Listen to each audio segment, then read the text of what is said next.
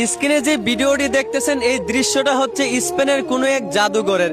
এইখানে দেখা যাচ্ছে একজন মুসলমান সেজদারত অবস্থায় রয়েছে, আর তার উপর বসে রয়েছে একজন খ্রিস্টান এবং তার উপর দাঁড়িয়ে রয়েছে একজন ইহুদি।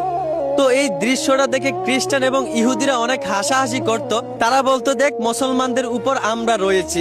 তো একদিন ওই জাদুঘরে একজন ইহুদি প্রবেশ করলো। সে সবার হাসি থামিয়ে দিল এবং বলল, এইখান থেকে যেন এই মূর্তিগুলো সরিয়ে দেওয়া হয়।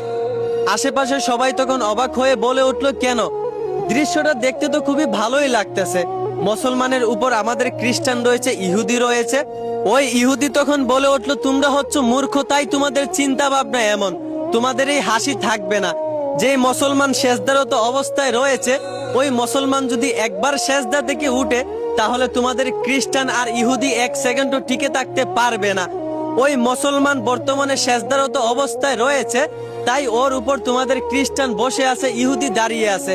সে যদি একবার সেজদা থেকে মাথা তুলে উঠে দাঁড়ায়, তাহলে তোমাদের খ্রিস্টান ইহুদি কেউই টিকে থাকতে পারবে না, ভেঙে চুরমার হয়ে যাবে। আশেপাশে সবাই তখন অবাক হয়ে গেল। আসলেই তো ব্যাপারটা সত্য। ঠিক এইভাবেই আমরা মুসলমানরা সবসময় শান্ত থাকি। আর মুসলমানের এই শান্ত রূপ দেখে কিছু বিধর্মীরা মুসলমানদের গাড়ে চেপে বসে। তারা হয়তো জানে না মুসলমানরা শান্ত, তবে দুর্বল না। মুসলমানরা শান্ত আছে তাই তোমরা ছাড় পাচ্ছ। মুসলমানরা যদি একবার মাথা তুলে জেগে উঠে, একবার যদি আল্লাহু আকবার ধ্বনিতে রাস্তায় নামে, তাহলে কোনো বিধর্মী এক সেকেন্ডও টিকতে পারবে না মুসলমানের সামনে। অতএব সাবধান, মুসলমান সেজদায় আছে বলে মুসলমানের গাড়ে চেপে বইসো না।